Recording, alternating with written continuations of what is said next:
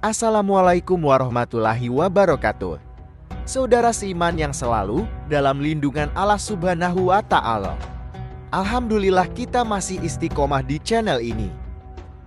Doa dan harapan saya, semoga saudara yang menonton video ini selalu diberikan kesehatan, dipanjangkan umurnya, dilapangkan rezekinya, dan dikabulkan segala hajatnya. Amin ya mujibah sailin. Perkembangan teknologi informasi membawa kita pada peradaban media sosial yang kini begitu digandrungi masyarakat Indonesia, khususnya pelajar. Para pelajar dan pemuda merupakan elemen masyarakat yang paling banyak menggunakan media sosial, baik Facebook, Twitter, Instagram, dan lain-lain. Konten-konten atau isi yang beredar di media sosial baik berupa berita, foto, dan status tidak ada yang mampu menyaring selain diri kita sendiri.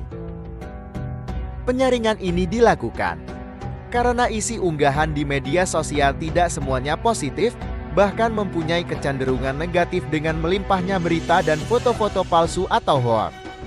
Bahkan, caci maki dan fitnah dari satu orang ke orang lain merupakan pemandangan sehari-hari yang kita temui di media sosial. Padahal, secara tegas Islam sendiri melarang kepada umatnya untuk melakukan caci maki dan fitnah. Sikap santun dalam berdialog, lemah lembut dalam berbicara, halus dalam penyampaian pesan, merupakan jalan tengah yang membuat orang lain simpati. Apalagi kita sebagai seorang pelajar yang tentu memiliki predikat sebagai orang terpelajar. Karena hati yang bercerai-berai dan pendapat yang berbeda dapat terangkul dengan harmonis walaupun beda keyakinan dan lain-lain. Allah Subhanahu wa Ta'ala berpesan kepada Nabi Musa dan Nabi Harun alaihi salam. Maka berbicaralah kamu berdua kepadanya Fir'aun dengan kata-kata yang lemah lembut. Mudah-mudahan ia menjadi sadar atau takut. Surat Toha ayat 44. Ibnu Katsir rahimahullah ketika mengomentari ayat ini berkata, ada pelajaran sangat berharga yang dapat dipetik dari ayat di atas, yaitu bahwa Fir'aun yang terkenal keangkuhan dan arogansinya, sementara Musa alaihi salam sebaik-baik manusia pilihan Allah saat itu. Namun demikian Allah memerintahkannya untuk tidak berbicara dengan Fir'aun kecuali dengan perkataan yang santun dan lemah lembut. Kata-kata cacian hanya mengundang malapetaka, baik di dunia nyata maupun dunia maya. Cacian tidak akan menghadirkan kembali orang yang kabur dan tidak akan membuat simpati orang yang berkepala batu. Justru hanya menanamkan rasa dendam di hati dan membuat orang yang berseberangan semakin nekat dan keras kepala.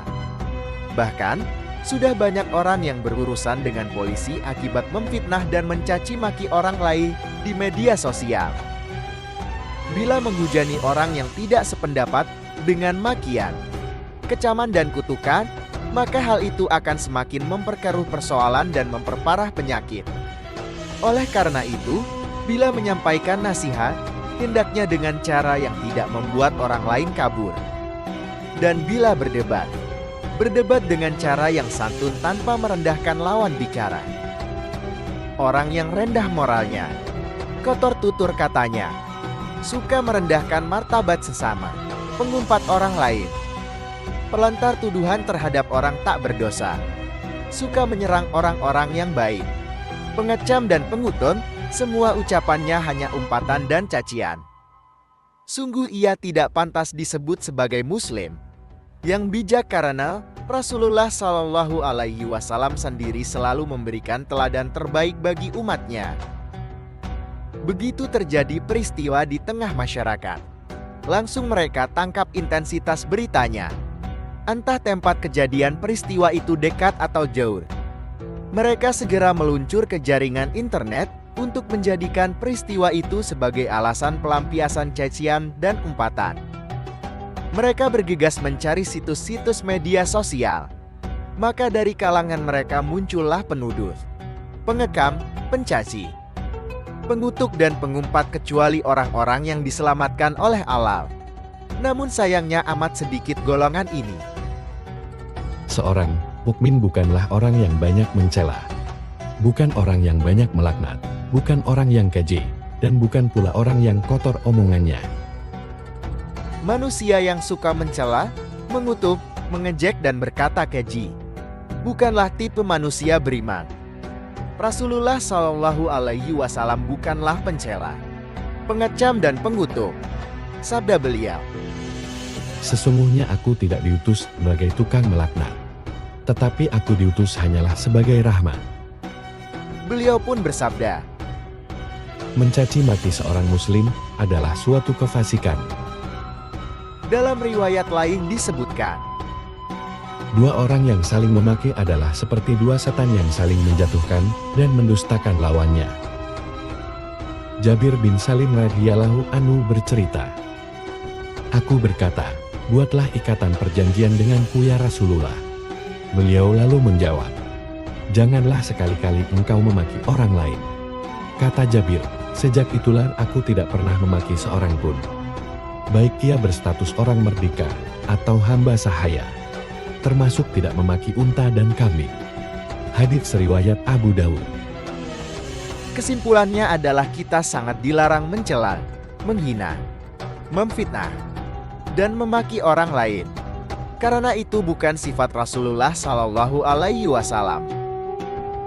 Semoga berkah kita nonton video ini, kita bisa meneladani sifat Rasulullah Shallallahu Alaihi Wasallam dengan tidak mencela, menghina, memfitnah, dan memaki orang lain.